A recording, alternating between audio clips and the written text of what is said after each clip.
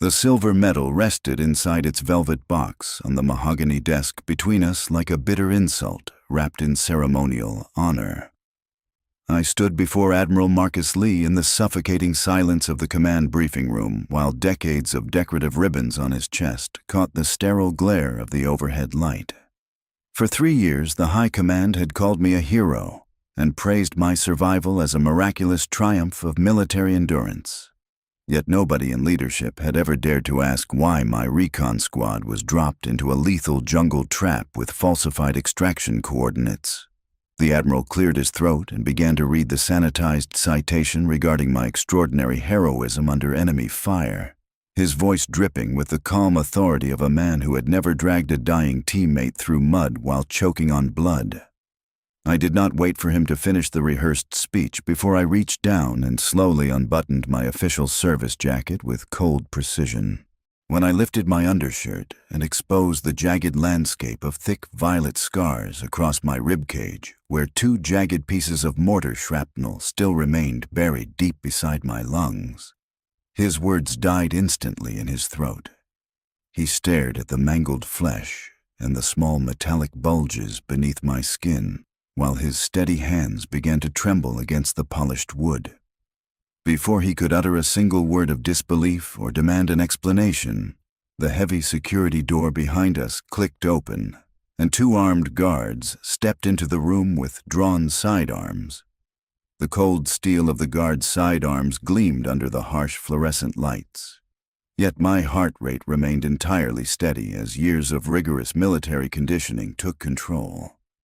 Admiral Lee held up a single hand, signaling the security detail to hold their positions at the door before looking back at me with a profound, unsettled quiet in his eyes.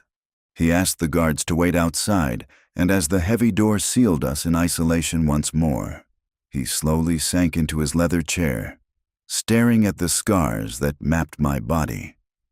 My journey to that quiet room had begun 4 years earlier, long before I ever stepped foot near a tactical control center or wore a lieutenant's bars on my shoulders. When I first enlisted as a low-ranking contract soldier, nobody expected me to survive the basic infantry qualification, let alone excel in specialized covert reconnaissance. The senior instructors at the training facility scoffed at my presence, whispering condescending remarks about female endurance whenever I lined up alongside the male recruits during heavy physical drills. I was not born a warrior, nor did I possess the towering physical stature of the men in my unit. But I possessed a relentless, disciplined stubbornness that they constantly misjudged as weakness. Day after day, while others slept, I spent extra hours in the armory mastering weapon mechanics down to the microsecond, memorizing terrain maps and pushing my body past its absolute limit until my hands were raw and bleeding. When I scored the highest marks in tactical planning and wilderness survival, the officers brushed it off as a fluke, claiming that simulated exercises could never reflect the brutal realities of actual combat. Despite the persistent skepticism from my peers, my flawless performance record eventually earned me a contract position in an elite recon squad assigned to high-risk covert operations. My family had expressed deep concern when I signed the extended contract, worrying that I was sacrificing my youth and safety for an organization that saw its personnel as replaceable numbers.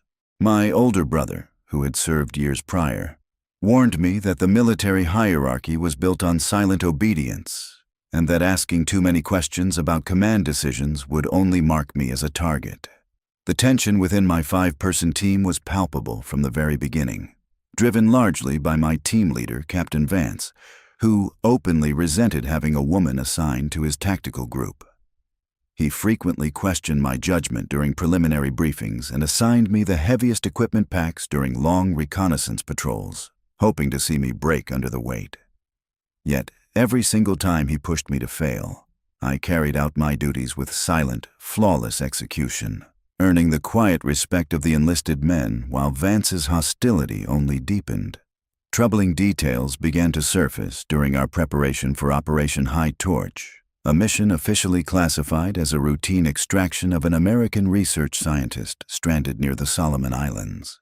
During the intelligence prep, I noticed several alarming discrepancies in the satellite reconnaissance maps and communication schedules provided by command. The operational timeline showed unusual gaps in secondary air support coverage, and the satellite feeds of the designated insertion zone seemed strangely outdated, as if someone had deliberately substituted old thermal imagery to mask present activity. When I brought these technical anomalies to Captain Vance's attention during our final pre-deployment review, he dismissed my concerns with a cold, dismissive laugh, warning me not to overstep my bounds as a junior specialist. He insisted that the orders came directly from high-level intelligence officers who knew far more about the tactical landscape than a contract soldier reading map grids.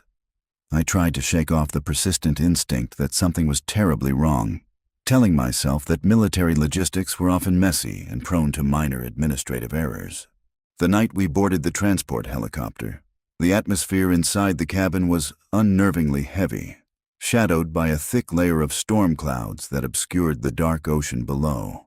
As the blades thundered overhead and we neared the drop point deep within the island's jungle canopy, the primary communication frequency suddenly went dead, replaced by a strange, low-frequency static loop that I had never encountered in standard field protocols.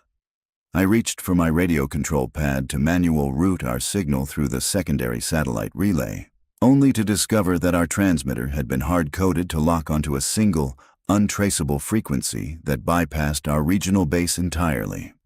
I looked over at Captain Vance to report the system lock, but his eyes were fixed straight ahead, completely devoid of surprise, as if he was following a script that had already been written for us in the dark. The helicopter dropped us into the suffocating humidity of the Solomon Islands under a moonless sky, where the dense canopy swallowed every trace of natural light. Our boots sank deep into the mire, and the heavy silence of the jungle felt unnaturally still, devoid of the typical night sounds that usually filled the tropical island. I immediately took up a rear guard position, scanning the tree line through my night vision gear, my instincts screaming that the intelligence brief regarding light insurgent activity was fatally flawed. We moved in a tight tactical diamond toward the coordinates of the target, but within 20 minutes, I noticed another unsettling anomaly that made my blood run cold. The GPS beacon attached to the missing scientist was not stationary. It was moving in a rhythmic, calculated pattern that mirrored our precise approach vector. It was moving too fast for a hostage in distress, advancing with the deliberate speed of an organized strike team closing a trap. I attempted to whisper a warning through the short-range squad intercom, but before Captain Vance could respond, the surrounding forest erupted into a blinding hell of coordinated crossfire. Heavy machine gun rounds tore through the foliage from elevated fortified positions that had clearly been constructed days in advance.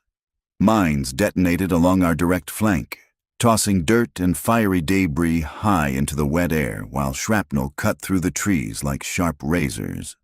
Our communications operator took a fatal hit to the throat in the opening seconds of the ambush, collapsing beside me before he could even trigger an emergency beacon. The enemy did not shoot wildly into the dark.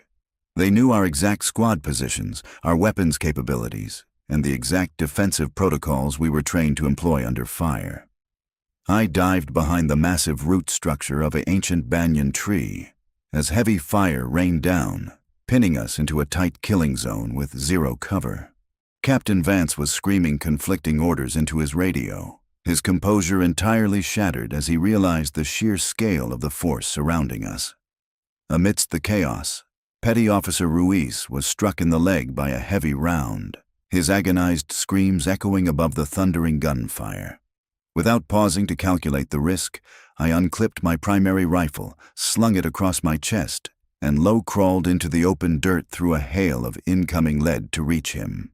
Just as my hands grabbed Ruiz's tactical vest to drag him toward cover, a heavy mortar shell detonated less than 15 feet from our position. The explosive blast lifted my body off the muddy ground and slammed me violently against a fallen trunk, knocking the breath entirely out of my lungs. A white-hot spike of agony pierced my right side, tearing through my combat uniform and fracturing 2 of my ribs as jagged fragments of burning metal lodged deep into my torso. I choked on blood, my vision blurring around the edges, but the raw instinct to keep my team alive overrode the unbearable physical trauma. Holding my side to stop the heavy flow of crimson, I dragged Ruiz behind a rocky outcrop, applying a tight tourniquet to his leg, while my own blood soaked through my shirt. Captain Vance was lying nearby, bleeding from a shoulder wound and paralyzed by fear, unable to make a single tactical decision. I took command of the surviving 3 men, laying down suppressive fire, managing our dwindling ammunition, and mapping out an alternative extraction route on foot through 3 miles of uncharted, enemy-controlled jungle. For 6 agonizing hours, as the tropical sun began to bleed over the horizon, I forced my broken body forward, carrying Ruiz on my shoulders while guiding Vance and another wounded teammate through the swamp. Every step sent sharp, electric shocks of pain through my chest, as the metal shrapnel ground against my fractured ribs, making every breath feel like inhaling broken glass. I bit hard into my uniform sleeve to keep from screaming out loud, knowing that a single sound would give away our location to the hunting parties tracking our blood trail. We finally reached the emergency coastal rendezvous point at dawn, where a Navy SEAL recovery craft pulled our battered remnants out of the surf. As the medics lifted the men aboard, the lead medic gasped when he looked at my side, pressing his hand against the massive, blood-soaked wound where my shirt was ruined. I rasped out that the men were alive before my strength completely failed and the world collapsed into pitch blackness. When I awoke weeks later in a high-security military hospital in Guam, my chest was tightly wrapped in heavy bandages, and IV lines fed medicine into my veins. The chief surgeon stood beside my bed and quietly informed me that while they had stabilized my internal bleeding, 2 pieces of shrapnel remained permanently embedded beside my lungs because surgical removal carried a critical risk of fatal pulmonary puncture. Before I was even cleared to walk, a senior intelligence officer visited my room with a pre-typed citation for bravery and a non-disclosure agreement that categorized the entire operation as a classified navigational error. When I demanded to know why our extraction coordinates led straight into a prepared kill box, he simply placed a pen in my hand and told me that questioning command decisions would result in a court-martial for insubordination. It was in that quiet hospital room, holding a pen that was meant to sign away the truth, that I realized my team was never meant to survive that jungle. Refusing to sign the non-disclosure agreement, I quietly returned to active duty 2 months later, my body functional, but my trust in the system completely destroyed. The Navy awarded me the Navy Cross in absentia and promoted me to lieutenant, using my survival as a sanitized propaganda story to hide the tragedy of Operation High Torch. They sent the medal to my quarters in a velvet box, but I immediately returned it to the Department of Naval Personnel with no return note, refusing to accept an honor built on a foundation of buried lies. Instead of leaving the service, I transferred into tactical analysis, utilizing my high-security clearance to quietly track down every digital fragment of data connected to that fatal night. I spent endless late nights in the restricted archives of Navy operations, cross-referencing mission logs, satellite schedules, and contractor communications. My search was meticulous and deliberate, driven not by a desire for lawless revenge, but by a quiet, unwavering commitment to bring the truth to light through indisputable evidence. A breakthrough occurred when I uncovered an anomaly within the encrypted data relays of Orion Systems, a powerful private defense contractor that developed autonomous military guidance hardware. The records revealed that 11 hours before my squad ever boarded the transport helicopter, Orion Systems had transmitted our precise team identification codes and flight trajectory directly to an unverified private server in the South Pacific. The missing scientist, Dr. Thomas Vera, had actually died days prior to our deployment, meaning the entire hostage extraction scenario was completely fabricated from start to finish. Our mission was never a rescue operation. It was a live-fire field test designed to evaluate a predictive algorithm for high-density jungle combat. My squad had been used as unwitting live bait to test how human soldiers reacted against an ambush orchestrated by an algorithmic model. measuring our survival metrics in real time while defense contractors watched from comfortable control rooms. The upper command officers involved had intentionally altered the timestamp logs to make the catastrophe appear as a tragic navigational error caused by poor weather. With decrypted satellite path records, altered communication timestamps, and internal Orion Systems memos in my possession, I arranged the formal meeting with Admiral Marcus Lee. I knew that Lee was an officer of old-school integrity who had been kept in the dark by corrupt subordinates, making him the only leader capable of initiating a legitimate high-level investigation. When I confronted him in the briefing room, I did not shout or make emotional demands. I laid out the hard, undeniable facts piece by piece. When the security guards left us alone and Admiral Lee stared at the jagged scars across my ribs, the sheer weight of what his command had allowed finally shattered his composure. He looked at the hard metallic bulges under my skin, the permanent physical proof of a corporate experiment, and realized that the military apparatus he had served for 40 years had sacrificed its own soldiers for profit. Instead of trying to cover up the scandal, Admiral Lee picked up his secure telephone and bypassed the standard chain of command to contact the Naval Criminal Investigative Service and the Office of the Inspector General. He officially reopened the case file on Operation High Torch under my direct testimony, placing the full weight of his office behind the investigation. The ultimate confrontation took place 3 days later inside the high-security conference chamber of the Naval Review Board. Vice Admiral Penrose, the senior officer who had personally signed off on the Orion Systems contracts, sat across the long table, flanked by corporate defense lawyers and military legal advisors. Penrose tried to dismiss my claims as the delusional paranoia of a traumatized soldier, warning me that accessing classified files without authorization would lead to an immediate dishonorable discharge and federal imprisonment. I stood tall at the center of the room, my formal uniform immaculate, and looked Penrose directly in the eyes without a single trace of fear. I laid the decrypted files, the time-stamped transmission logs, and the drone surveillance photos directly onto the table in front of the board. I declared with absolute clarity that while I might have broken security protocols to obtain the truth, he had committed treason by selling out American soldiers to a defense contractor. The room erupted into shocked silence as the legal advisors examined the documents and realized the evidence was completely bulletproof. Admiral Lee stood up beside me, declaring that a formal joint military and federal investigation was officially underway, and that Penrose, along with 3 senior executives from Orion Systems, were being stripped of their authority immediately pending criminal charges. Penrose's face drained of all color as he realized that his carefully constructed web of lies had completely collapsed under the weight of documented truth. The official investigation swept through the upper ranks of Naval Command like a clean, cold wind, dismantling the network of corruption that had cost so many lives. Federal prosecutors and the Inspector General used my documentation to build an airtight criminal case against Vice Admiral Penrose and the Executive Board of Orion Systems.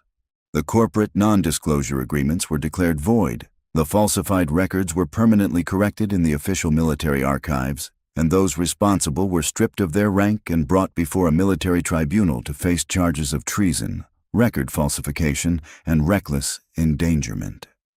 When the dust from the legal proceedings finally settled, Admiral Lee summoned me back to his office one last time. He placed a newly drafted document in front of me, an official exoneration and a proposal to appoint me as the Chief Field Advisor for the newly formed Military Ethics and Contractor Oversight Council. The position carried real policy-making power, granting me the authority to audit covert operations, enforce strict safety protocols, and ensure that no field unit would ever be used as a test subject for experimental technology again. I accepted the position, not for prestige or career advancement, but because I knew that real reform required someone who understood the true cost of systemic failure. In the years that followed, I used my position to implement the Callahan Clause across all branches of the armed forces, establishing mandatory field oversight and giving experienced service members the right to halt compromised missions without fear of administrative retaliation. My victory was never about taking violent revenge on those who had betrayed us, nor was it about demanding public applause for my survival. My true triumph lay in reclaiming my voice, restoring the honor of the teammates who never made it out of that jungle, and ensuring that truth and human dignity prevailed over corporate greed and hidden agendas. I had entered the service as a contract soldier whose abilities everyone doubted, but I stood at the end as a leader who had forced a powerful system to answer for its actions. Now, as I stand before the tall glass windows of the Pentagon overlooking the quiet horizon, I occasionally rest my hand over my right side. The shrapnel fragments buried beneath my ribs still ache whenever a storm rolls in from the coast, serving as a quiet, constant reminder of the night that nearly destroyed me. Yet those scars no longer represent a burden of silent pain or buried shame. They are the permanent armor of a woman who faced the darkest betrayal, spoke the truth without fear, and ultimately found her peace.